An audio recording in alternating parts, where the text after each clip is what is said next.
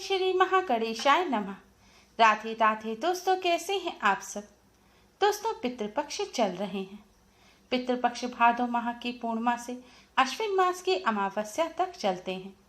पितृपक्ष के दौरान आने वाली एकादशी को पितृपक्ष एकादशी या इंदिरा एकादशी के नाम से जाना जाता है।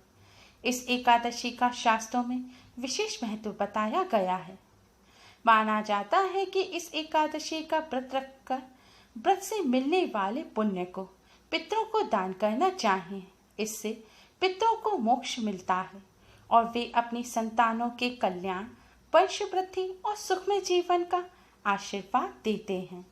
शास्त्रों में बताया गया है कि पितरों की आत्मा की शांति और मुक्ति के लिए पितृपक्ष की एकादशी पर गीता जी का पठन या श्रवण अवश्य ही करना चाहिए। आज की इस वीडियो में हम आपको श्रीमद् भगवत गीता जी का 30वां अध्याय सुनाएंगे। इस अध्याय को आज के दिन श्रद्धा पूर्वक सुनने मात्र से ही 7 पीढ़ियों तक के पितृ तृप्त और मुक्त हो जाते हैं। पितृदोष पितृ आशीर्वाद में बदल जाता है। पितरों का भरपूर आशीर्वाद प्राप्त होता है और पितरों की कृपा से सभी कष्टों और संकटों से छुटकारा मिलता है।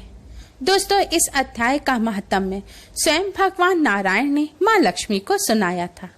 भगवान नारायण माँ लक्ष्मी से बोले, एक शूद्र अकेला ही वन में रहता था। अनर्थों से उसने बहुत सा द्रव्य इकट्ठा किया। किसी कारण से वह द्रव्य जाता रहा। अब वह शूद्र बहुत चिंतित रहने लगा।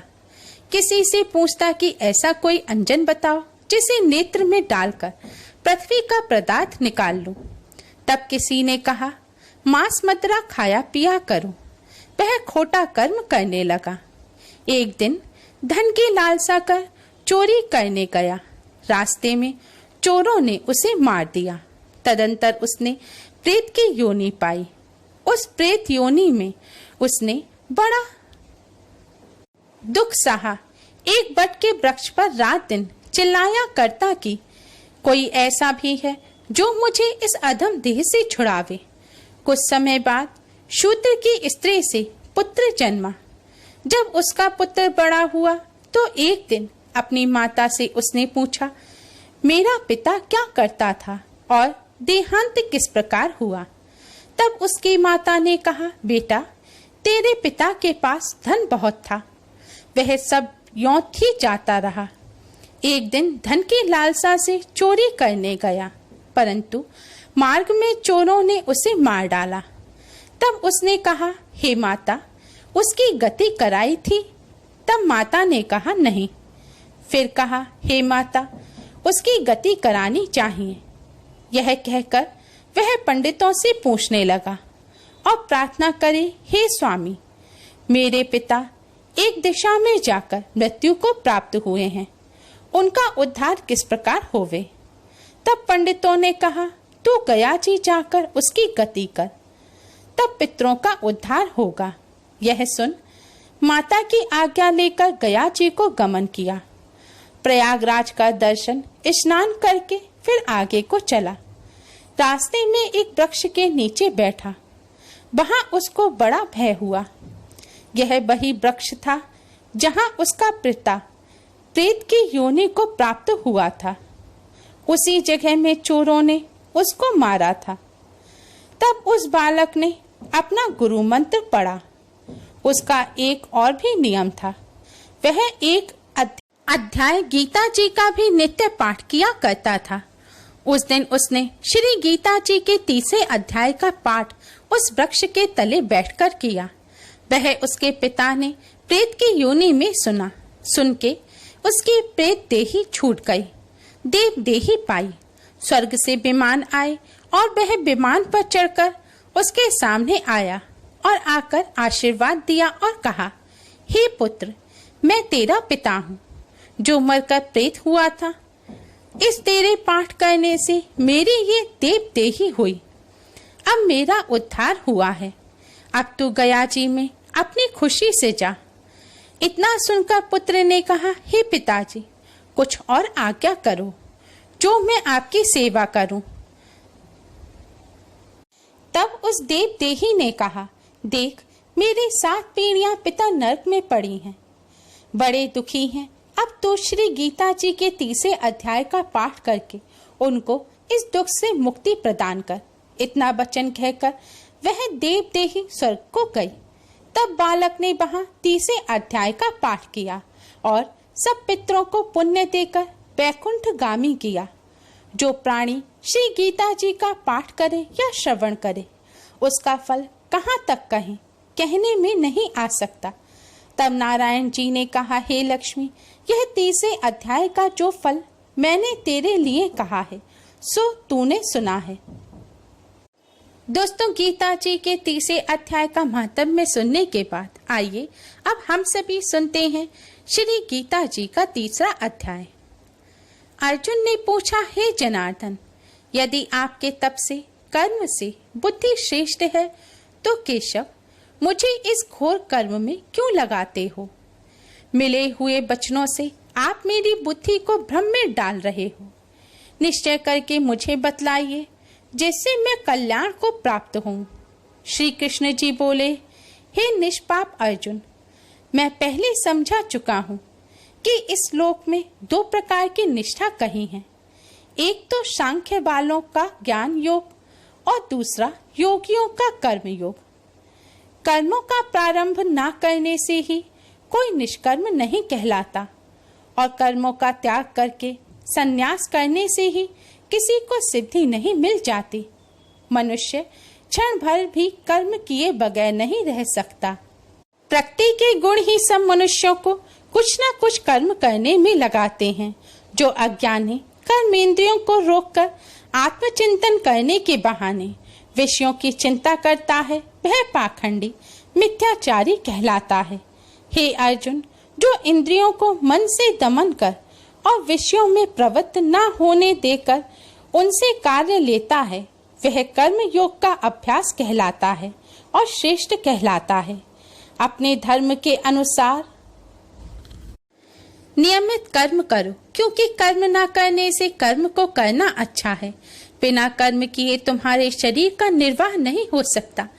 हे कौन्तेय, यज्ञ के निमित्त किए जाने वाले कर्मों को छोड़कर जितने कर्म हैं, उनके करने से मनुष्य को बंधन होता है। अतः तुम फल की इच्छा त्याग कर यज्ञ के लिए कर्म करो। सृष्टि के आरंभ काल में ब्रह्मा जी ने यज्ञ सहित प्रजा को उत्पन्न कर प्रजा से कहा था कि यज्ञ आदि कर्म करके वृद्धि को प्राप्त होगे। यदि सब कर्म तुम्हारे निमित्त कामधेनु होवेंगे, इस यज्ञ से तुम देवताओं को संतुष्ट करते रहो और देवता भी तुमको संतुष्ट करेंगे। इस प्रकार परस्पर बर्ताव करते हुए तुम और देवता कल्याण को प्राप्त होगे। यज्ञ आदि कर्मों से प्रसन्न होकर देवता तुमको इच्छित सुख की सामग्रियां देंगे, परंतु उनके दिए हुए दान को जो बिना उनका भोग लगाए ग्रहण करता है, वह चोर है। पंच महायज्ञ करके जो शेष बचा हुआ भोग ग्रहण करते हैं, वे सब पापों से मुक्त हो जाते हैं। और जो अपने निमित्त ही अन्न पकाते हैं, वे पापी पुरुष पाप का ही भक्षण करते हैं। अन्न से ही प्राणियों की उत्पत्ति होती है। अन्न मेघ से उत्पन्न होता है। मेघ यज्ञ द्वारा जल बरसाता है और यज्ञ की उत्पत्ति कर्म से होती है। कर्म की उत्पत्ति ब्रह्म से हुई है और ब्रह्म अक्षर परमात्मा से। इस कारण सदा सब पदार्थों में रहने वाला जो ब्रह्म है, वह सब यज्ञों में प्रस्तुत है। हे पार्थ, इस प्रकार चलाए हुए कर्म के चक्र के अनुसार जो नहीं चलता है, वह पापमय है। जो पुरुष आत्मा में ही रत रहता है और आत्मानंद अनुभव से तृप्त रहता है, उसे कुछ भी कार्य शेष नहीं। वह कोई कर्म करे या ना करे, उसको कोई प्रयोजन अथवा लाभ नहीं है और किसी प्राणी से अपना लाभ कराने की भी उसे कोई आवश्यकता नहीं। इसलिए तुम भी फल की प्राप्ति इच्छा त्याग कर कर्तव्य पालन करते रहो, क्योंकि फल की इच्छा को त्याग कर्म करने वाला पुरुष मोक्ष को प्राप्त होता है। राजा जनक आदि ने भी कर्म सिद्धि पाई है। इसी प्रकार तथा लोक संग्रहण को देखते हुए भी तुमको कर्म करना उचित है। श्रेष्ठ पुरुष जिस जिस कर्म का आचरण करता है, दूसरे मनुष्य उसी मार्ग पर चलते हैं और वह जिसको प्रमाणिक मानते हैं उसी के अनुसार सब उत्तम मानते हैं। हे पार्थ, मुझको तीनों लोकों में कुछ भी कर्म शेष ना रहा और ना कोई अप्राप्त वस्तु प्राप्त करनी है। फिर भी मैं कर्म करता ही रहता हूँ। यदि हम ही आलस्य रहित होकर कर्मों को नहीं करेंगे तो मनुष्य हर प्रकार से हमारे ही पथ का अनुकरण करेंगे। जो मैं ही कर्म ना करूं तो सब लोग भी ना करने से नष्ट हो जाएंगे। इससे मैं ही वर्ण शंकरों के उत्पन्न करने का हेतु बनकर प्रजा को नष्ट करने वाला समझा जाऊंगा।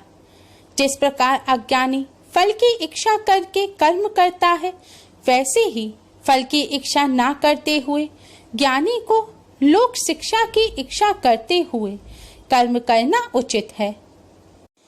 कर्म में आसक्त अज्ञानियों की बुद्धि में ज्ञानी भेदभाव उत्पन्न ना करें, परंतु आप स्वयं कर्म करते हुए उससे भी प्रसन्नता पूर्वक कर्म करावें।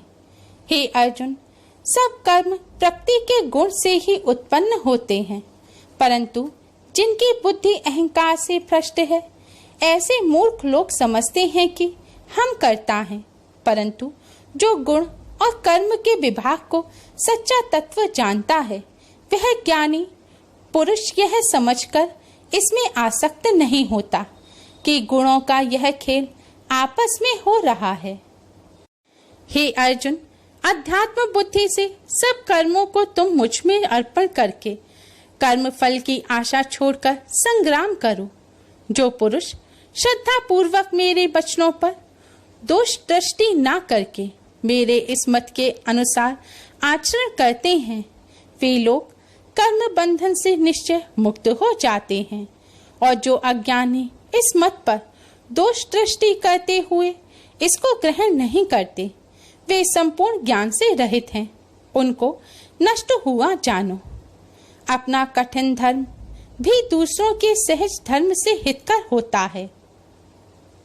स्वधर्म में मरना भी कल्याणकारक है, परंतु अन्य धर्म भयानक है। अर्जुन बोले, हे श्री कृष्ण, पुरुष को पाप करने की इच्छा ना होते हुए भी कौन उसे बलात् पाप के मार्ग में प्रवृत्त करता है। श्री कृष्ण बोले, हे अर्जुन, रजोगुण से उत्पन्न होने वाला काम और क्रोध मनुष्य को पाप मार्ग में ले जाता है।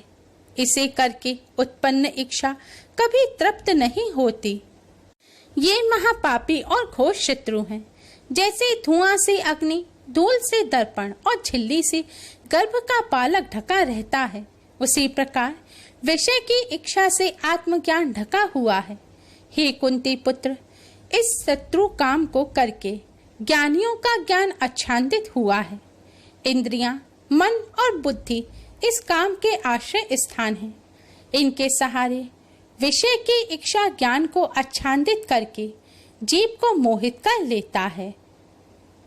अतः तुम सर्वप्रथम इंद्रियों को वश में करके ज्ञान और विज्ञान को नष्ट करने वाले इस पापी काम को जीतो।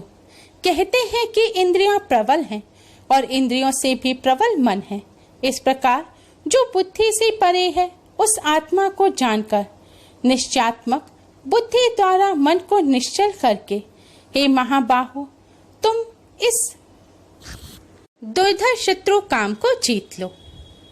दोस्तों, इस प्रकार श्री गीता जी का 30वां अध्याय समाप्त हुआ। आज के दिन श्री गीता जी के 30वें अध्याय का श्रवण करने मात्र से ही 7 पीढ़ियों के पितृ भी तर जाते हैं। आज के दिन श्रद्धा पूर्वक इस अध्याय का श्रवण करने मात्र से ही पितृदोष पितृ आशीर्वाद में बदल जाता है और पितरों की कृपा से सभी कष्टों और संकटों से छुटकारा मिलता है। उम्मीद है आपको हमारी ये वीडियो पसंद आई होगी। प्लीज लाइक करें। हमारी इस वीडियो को अपने फ्रेंड्स और रिश्तेदारों में ज्यादा से ज्यादा शेयर करें, जिससे वह भी इसका लाभ उठा सके।